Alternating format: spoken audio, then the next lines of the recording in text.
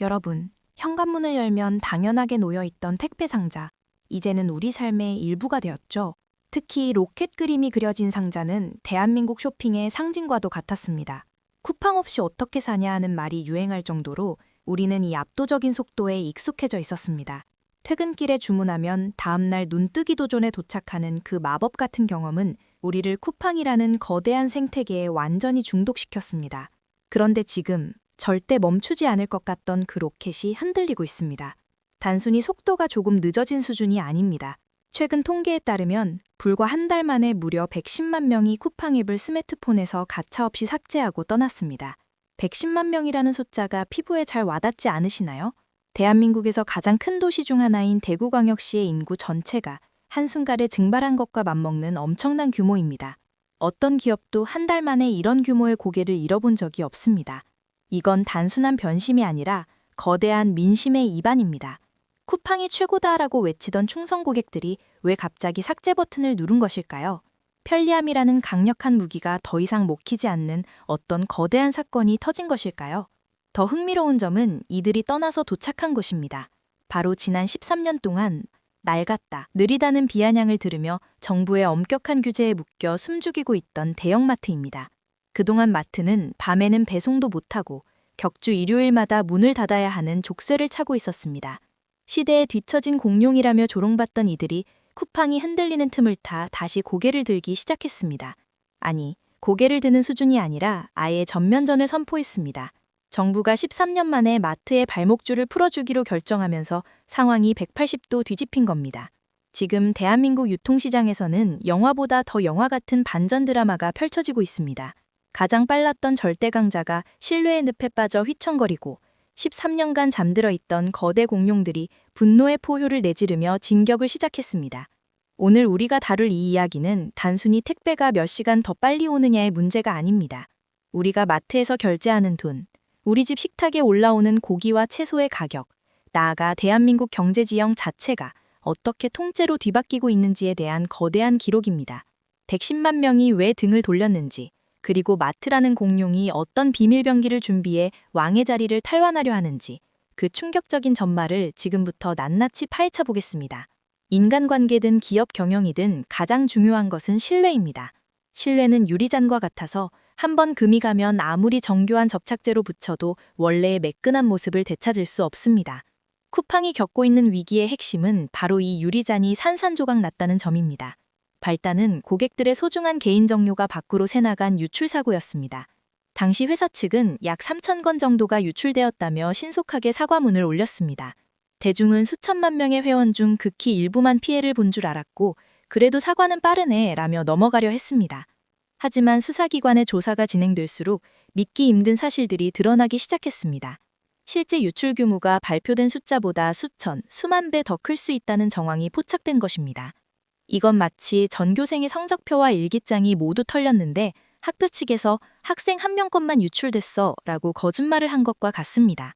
내 이름, 주소, 전화번호, 심지어 부모님 카드 정보까지 어둠의 세계로 흘러갔을지 모르는데 기업이 위기를 모면하기 위해 사실을 축소했다는 의혹이 제기되자 소비자들은 배신감을 넘어 공포를 느꼈습니다. 배송이 로켓처럼 빠르면 뭐하나, 내 정보 보안은 거북이보다 느린데 라는 냉소적인 반응이 쏟아졌고 이는 곧장 앱 삭제라는 행동으로 이어졌습니다. 편리함보다 소중한 것은 안전과 정직이라는 사실을 소비자들이 몸소 증명한 셈입니다. 여기에 내부에서 터져나온 리셋 꼼수 논란은 쿠팡의 기업 이미지를 더욱 바닥으로 끌어내렸습니다. 퇴직금을 주지 않으려고 근속기간이 채워질 때쯤 직원을 다른 자회사로 발령내어 근무기간을 0으로 초기화한다는 의혹입니다. 5년을 일해도 서류 한 장으로 신입사원이 되어버리는 마법 같은 꼼수. 법의 테두리를 교묘하게 이용했을지 몰라도 매일 새벽 잠을 잊고 물건을 나르던 노동자들의 땀방울을 소모품처럼 취급했다는 인상을 주기에 충분했습니다. 소비자들은 생각했습니다. 함께 일하는 직원도 아끼지 않는 회사가 우리 같은 고객들을 진심으로 아끼겠어? 빠른 배송이라는 화려한 기술 뒤에 숨겨진 차가운 효율주의와 도덕적 불감증에 실망한 사람들이 110만 명이나 등을 돌린 것입니다. 신뢰를 쌓는 데는 10년이 걸리지만 무너지는 데는 단 10초도 걸리지 않았습니다. 로켓은 이제 동력을 잃고 추락하고 있습니다. 여기서 우리는 아주 흥미롭고도 뼈아픈 질문을 던져야 합니다.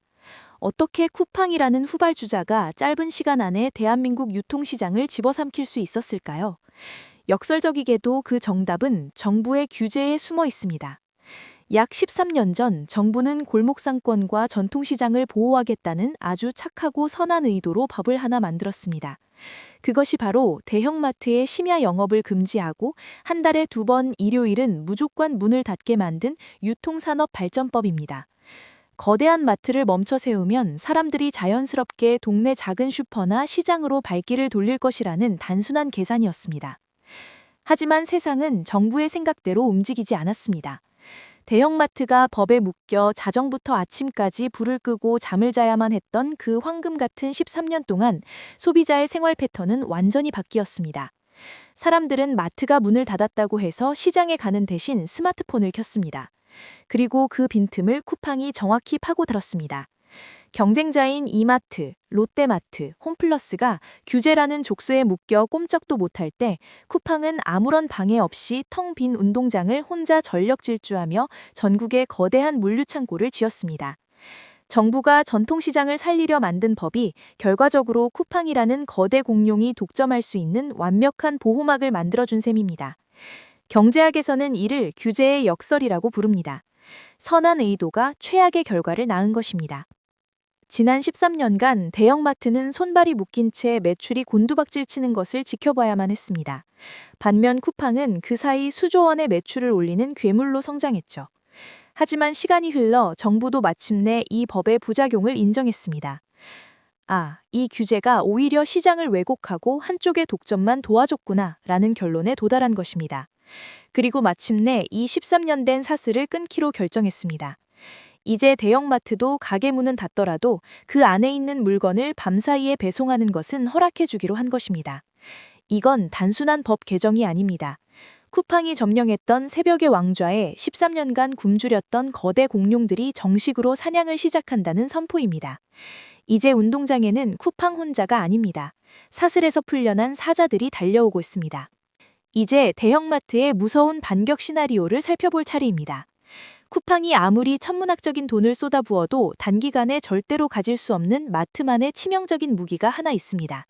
바로 압도적인 접근성입니다. 쿠팡의 거대한 물류창고들은 보통 땅값이 싼 도시 외곽이나 먼 시골 지역에 있습니다.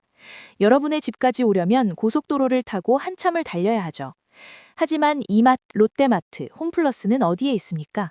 이미 수십 년 전부터 여러분 집 바로 앞, 아파트 단지 옆, 가장 비싼 도심 한복판 목 좋은 못을 선점하고 있습니다. 전국에 퍼진 이 1,800개의 마트 점포가 이제 각각 하나의 거대한 도심 물류기지로 변신합니다. 쿠팡이 저 멀리 외곽 창고에서 트럭에 시동을 걸 때 마트는 여러분 집에서 5분 거리인 점포 진열대에서 물건을 바로 꺼내 배송을 시작하는 겁니다. 물류의 기본 원칙은 거리가 짧으면 속도는 빨라지고 비용은 낮아진다는 것입니다. 마트는 이미 고객의 문 앞에 서 있는 것이나 다름없습니다. 쿠팡이 로켓을 쏘아 올릴 때 마트는 이미 도착벨을 누르고 있는 격이죠. 이 입지의 차이는 아무리 뛰어난 AI 시스템으로도 극복하기 어려운 물리적인 장벽입니다.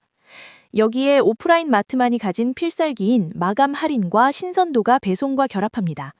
창고에 며칠씩 보관되어 있는 물건이 아니라 바로 옆 매장에서 갓 들어온 최상급 한우와 싱싱한 채소를 직원이 직접 골라 담아 보내줍니다. 특히 저녁 9시 이후 매장에서나 볼 수 있었던 50% 반값 초밥이나 마감 할인 상품들을 이제 스마트폰으로 주문하고 새벽에 받아볼 수 있게 됩니다. 집 앞에서 바로 오니까 더 싱싱하고 심지어 마감 할인으로 가격까지 싸네? 이 강력한 조합은 소비자들의 마음을 흔들기에 충분했습니다. 13년 동안 낡았다고 무시당하던 공룡은 사실 아주 영리한 사냥꾼이었습니다. 이제 그들이 발톱을 드러내고 로켓을 정조준하고 있습니다. 자, 이제 판은 완전히 깔렸습니다. 대한민국 유통시장의 지형도가 송두리째 바뀌고 있습니다. 쿠팡의 독주 시대는 막을 내렸고 이제 편리함의 쿠팡, 품질의 네이버와 컬리, 그리고 압도적 인프라의 대형마트가 맞붙는 거대한 3파전이 시작되었습니다.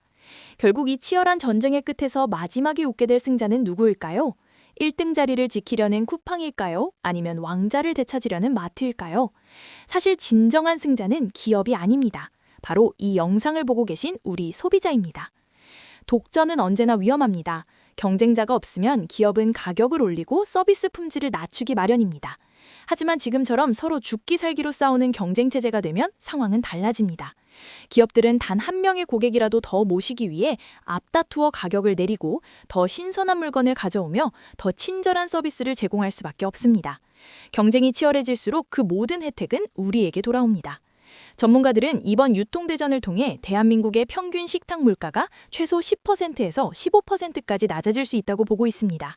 한 달 식비로 100만 원을 쓰는 가정이라면 매달 10만 원, 1년이면 120만 원이라는 큰 돈을 아끼게 되는 것입니다. 이건 단순히 쇼핑의 문제가 아니라 우리 삶의 질이 올라가는 문제입니다.